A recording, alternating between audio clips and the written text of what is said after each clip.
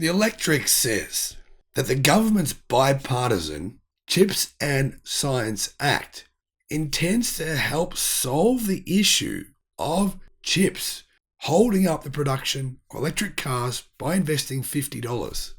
Now, I'm guessing that's a typo because I don't think $50 US is going to help. However, Ford themselves are getting together with other automakers and coming up with some solutions on how they can solve this production crisis. Basically, they're saying it's a real crisis. If we don't solve it, then we're in big trouble. Hello, my friends, and welcome to the channel. I'm the Electric Viking. Great to see you.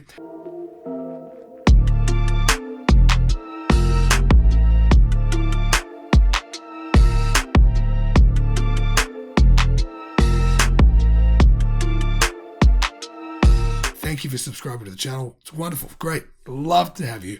Just about to hit 80,000 subscribers. So thank you for coming on board and subscribing to the channel because it makes it possible for me to make more videos. Ford is co-hosting a CEO summit today, probably tomorrow by the time you see this, probably yesterday by the time you see this, with several major US chip makers to discuss how they can address the chip shortage holding back the EV industry. Now, it sounds a bit weird to me. I'm not sure really how holding a conference with chip makers will actually solve the issue. However, despite a chip shortage holding the industry back, demand for electric cars is hitting an insane pace. Legacy automakers are investing billions into electric models to meet this rising demand. For example, Ford expects to spend $5 billion on EVs in 2022 and $50 billion by 2026. So if you're working in Ford's Ford Blue, where they make internal combustion engine vehicles and they probably plan on bankrupting that part of the company, then I say retrain or get a new job because that job is probably not going to be around for all that long. And if you don't believe me, well, check out my video where I mentioned that Ford is firing 8,000 workers, all from Ford Blue, in order to put more money into Ford Electric or Ford, whatever they call it. So clearly this year, the second biggest automaker in North America of electric vehicles is Ford. Right, GM's only manufactured just under 8,000, Ford about 15,000. Still not great numbers, especially in comparison to Chinese electric vehicle manufacturers, but yeah, they're increasing production. They're pretty much saying one of the key bottlenecks for them is chip supply. Now, I am very concerned by the fact that Ford is meeting with chip supply manufacturers in a conference to try and find out what they can do. Sort of sounds to me like they haven't really planned for what's about to happen. To me, if you plan for this, you don't need to have a conference to try and find out how to solve this, how to come up with a solution, right? You just say, well, we signed a contract on X date for this many chips, and so therefore that's what you'll supply, right? And they say, yeah, well, it's what we agreed to. That clearly hasn't happened. Ford's saying, well, what are we going to do now? Guys, can you come up with an answer for us, please? And the companies are probably going to say, well, we can make this many, or yeah, it's going to take us this long. I don't know. Now, the F150, for one, needs a lot of chips. Ford has, what, hundreds of thousands of pre-orders.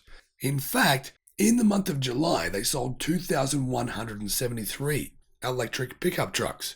In addition to that, Mustang Mach-E sales increased 74%, and Ford's vans are also extremely popular as well. The electric e-Transit, of course, I'm talking about. Now, for those of you not aware, Ford are separating their business into three segments: Model E, Ford Blue, and Ford Pro. The Model E unit will be the laser focused on profitable EVs. They say profitable with a key word there because they're not right now. But anyhow, while Ford Blue expects to support it with cash flow from traditional car sales until it's bankrupted. Well, that's what I think anyway.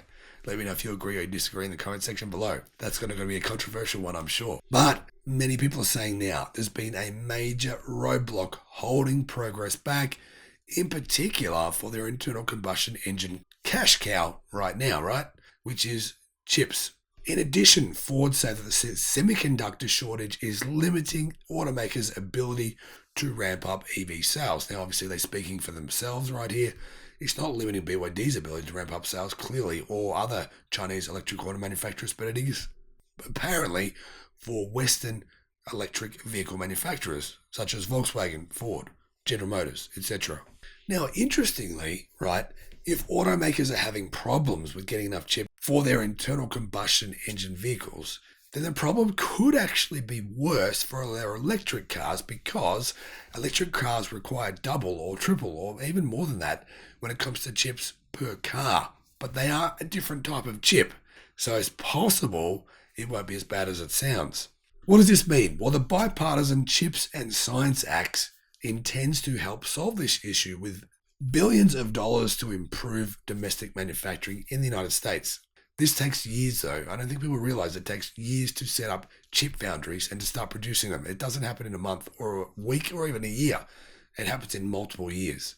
For this reason, Ford and other industry leaders, including AMD and Applied Materials, are holding a summit to discuss how they can best use these funds to accelerate EV production with the White House. So it won't just be Ford. That'll be the bigwigs. Government bigwigs will be there. So will chip suppliers. So will Ford. So we'll see how this goes. Now, I'm going to give you an idea of how this is all going to work and how really this looks like, to me, marketing. Looks to me like it's, I don't know, just like companies, the government and Ford are not really giving you the full picture. The full picture is this. A chip fabrication factory, right, includes 1,200 multi-million-dollar tools and 1,500 pieces of utility equipment. Takes about 3 years to get going, to get started. 3 years, that's the average. It also takes 10 billion US dollars and 6,000 construction workers to complete. This is on average, looking at previous factories that have been manufactured. 3 years, 6,000 workers, 10 billion US dollars. Yeah, it's a lot of money. It's a lot of time. It's not happening anytime soon. It's certainly not going to solve anyone's issues within the next 3 years, right? Is it? So what do you think about all this? Let me know in the comment section below. Thanks for watching. Bye-bye.